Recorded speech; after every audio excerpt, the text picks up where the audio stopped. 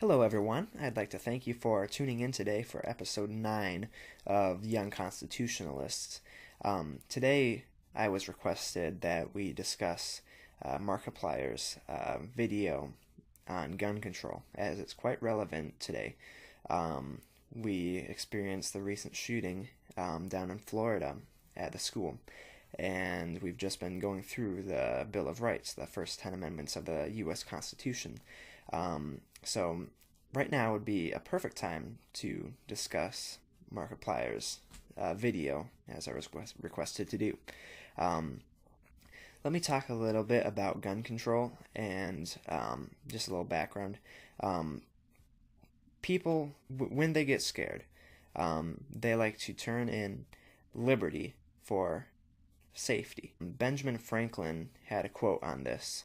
Benjamin Franklin once said, "Those who would give up essential liberty to purchase a little temporary safety deserve neither liberty nor safety." Benjamin Franklin is spot on when he says that. For example, think about 9/11 and the USA Patriot Act. How did we have the U.S. Patriot Act? Because President Bush proposed it, and we had all the people were frightened by 9/11. It was a big deal, and because people were scared, they gave up their liberty for a little temporary safety. Today, we know that that power, once granted to the government, never goes away. So we have to be extremely careful and prudent when we decide what powers the government should have. Now, gun control is the notion that if we control the guns that the public owns, we will prevent things like these mass shootings from occurring. If people aren't allowed to have an arsenal at home and aren't allowed to have the so-called assault rifles, then communities will be safer because we have fewer weapons and these shootings won't be as common. Well, first of all, there are logic issues with that because when there's prohibition, black markets spring up. Think back to the early 1900s, back when we had prohibition, thanks to the 18th Amendment. We had black markets spring up, bootlegged liquor coming into the country because it was outlawed and people still wanted their goods, so black markets sprang up. The same would happen with guns. Let me give you another example. Drugs. We have certain states that legalize it, like Colorado. It is illegal to take marijuana outside of the state of Colorado. However, most of the marijuana on the market throughout the rest of the country comes from Colorado, where it is bought legally and then illegally transported across state lines because there's no security there. I mean, who's going to stop you from bringing marijuana out of the state? There's no checkpoints at the border or anything. So where there's prohibition, black markets rise up.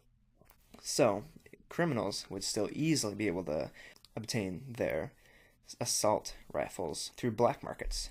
They could make their own, as we'll see in just a little bit, potentially.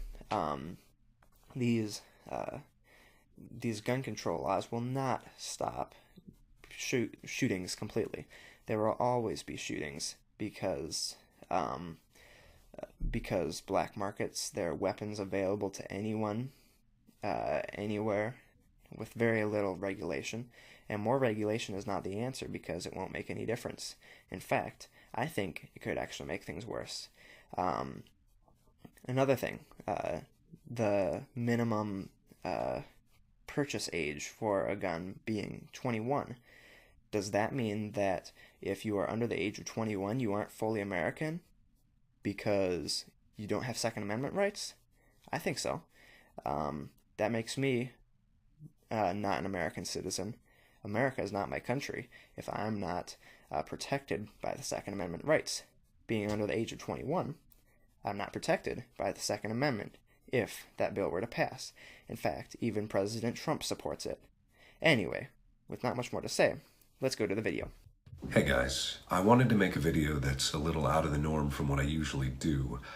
This is in relation to the Stoneman Douglas shootings, and first and foremost, I have to say that I'm incredibly proud of the way the kids have been handling themselves, how they've been demonstrating all across the country in the organization of marches and talks with people in political spheres. And usually I stay out of anything that has to do with politics or religion or anything of the above. But in this particular case, I felt I needed to say something because some of my fans have been affected by this, and some of my fans are out there demonstrating about this. And I wanted to say something because I don't feel it's right that kids have to be the ones on the front lines of this fight. And I wanted to throw in my support and give my thoughts on the matter for whatever that may be worth. But to give you a background. Now take a look at the fact that Markiplier, he is appealing to the emotions of the people there. He's showing his support for the children who are protesting and doing marches for demonstrating for gun control. Nothing wrong with that, of course, but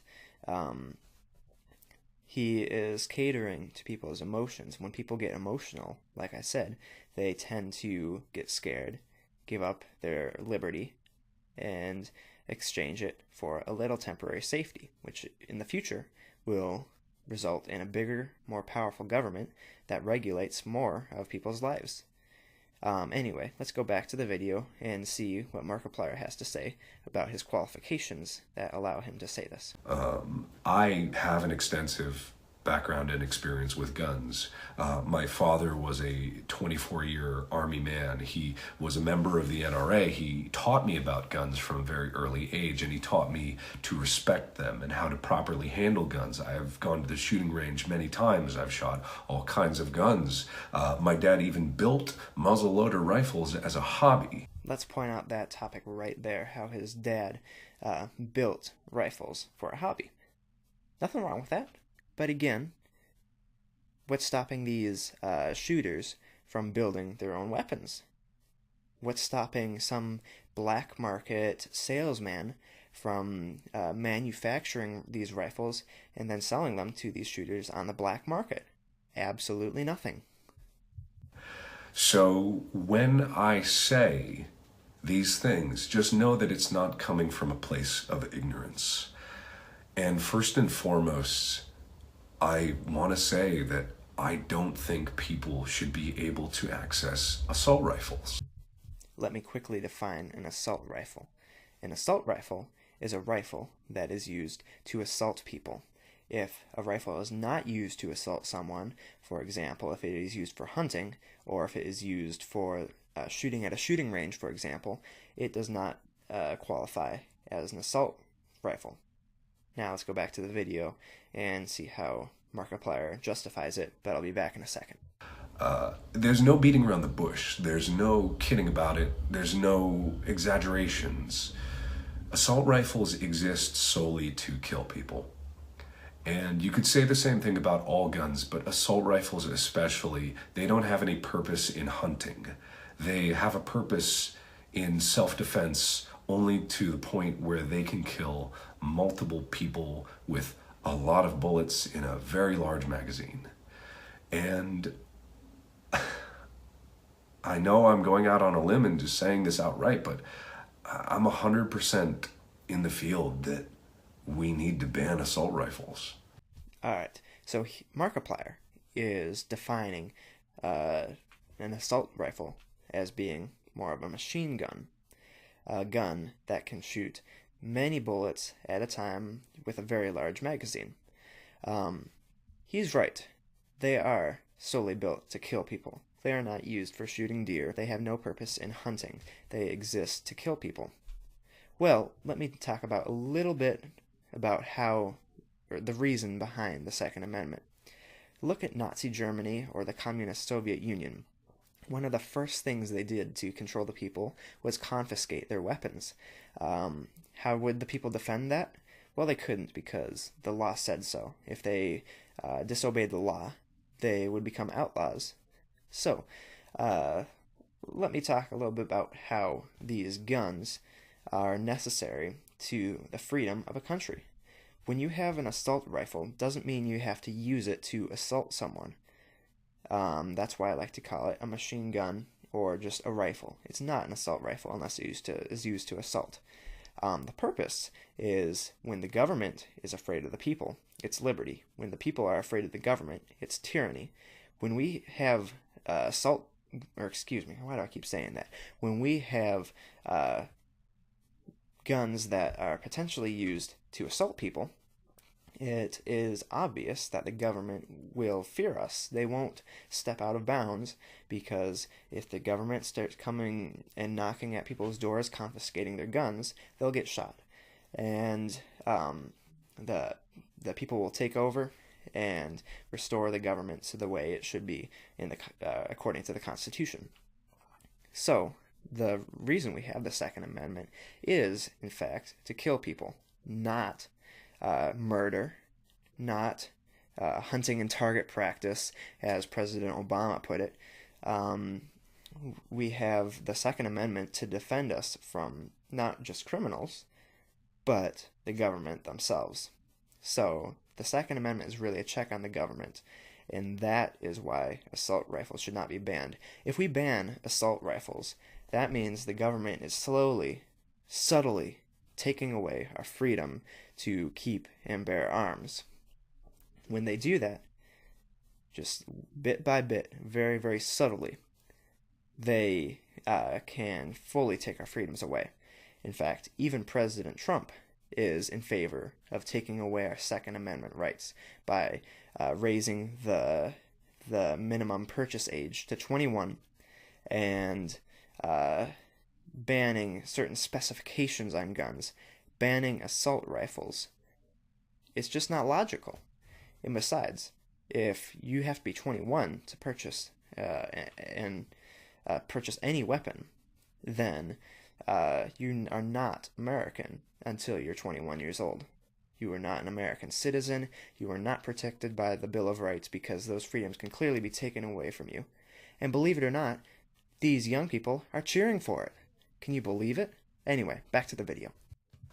And I know that people will say that gun control laws are not the thing that can change this, or at least they'll say that it's not the only thing that can change this. But in my mind, why not do everything in our power to try to protect our kids, or our people, or our fellow countrymen, or our neighbors? And in the avenue of trying to attack this from both sides, why don't we stop stigmatizing mental health? Why don't we stop treating it like some sort of problem that people just need to bear alone? That should be the first and foremost of everything, not just in these, but in general, because there's so many people out there suffering silently with mental illnesses that need help and are so afraid to go out and get it because of the way we treat it in this country. I'd like to see a little bit of evidence behind that statement, because I don't see how people with mental illnesses are discriminated against or treated with any harmful way for their condition. Anyway, continuing. Why do we require more licensing and registration for cars than we do for guns? That is an excellent question. I believe we should have less licensing and stuff for cars, and very little, if any, for guns. Anyway, back to the video. I know that people abide very closely by the Second Amendment, and me as a proud American, I'm very proud of our Constitution, but at the same time, there has to be some measure of control. I know that people want to be able to bear arms, and I respect that. I come from a family that was all about that, but that doesn't mean that we can't have some measure of control over these extremely dangerous tools. In the end, people will say that I'm spouting ignorance, or that I don't know what I'm talking about, or that I'm saying things that are wrong, and that is fine. But right now, the only thing that I can think of is, why shouldn't we be doing absolutely everything in our power to help? I asked the exact same question. In fact, why are we not arming people at schools to defend against these shooters? If more people are armed at schools, there will be less of an incentive to for shooters to come in and shoot, because they will be shot on the spot. So I know that people will argue that that does not save everyone's life, and there could potentially be more casualties if an untrained person, of course, you rely on the fact that the person shooting the gun is untrained. An untrained person accidentally misses and ends up harming someone else. Well, who's going to stop a shooter with a giant machine gun with a giant magazine shooting like crazy if no one else is armed? Nobody. You can't stop him. The only way you can stop a shooter is to shoot him. Now is not the time for talk. Now is not the time for empty promises. Now is the time to do something for the people that are suffering most from this. And I want to end this by saying that these kids that are out demonstrating, they are an inspiration. An absolute inspiration, not just to me, but to everybody watching across the country. And if you're watching this and you are out there demonstrating, or you're organizing marches, or you're talking to the people who are supposedly in power of these decisions, keep it up. Because the world is listening. The country is listening. People will try to ignore you, and people will try to dismiss your opinion, but you are the future of this country.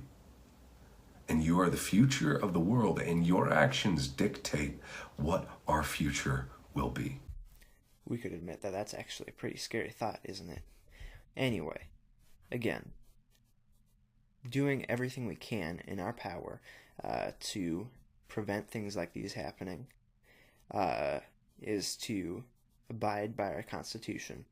Our founding fathers knew exactly what they were talking about when they fled from England to escape an oppressive government. Our Constitution is just fine the way it currently stands, the way it was originally founded. We don't need to change it. The Constitution is not a living document. Sure, there are ways to amend the Constitution, but it is not a living document. The first 10 amendments are basic human rights, never should change. So don't give up the fight. Stay strong. And thanks for watching. Now, thank you very much for watching our episode on Young Constitutionalists. If you'd like to leave a comment or question in the comment section, please feel free to do that. Otherwise, be sure to like and subscribe to our channel, and we will be back with episode 10 very shortly. Thanks again for watching.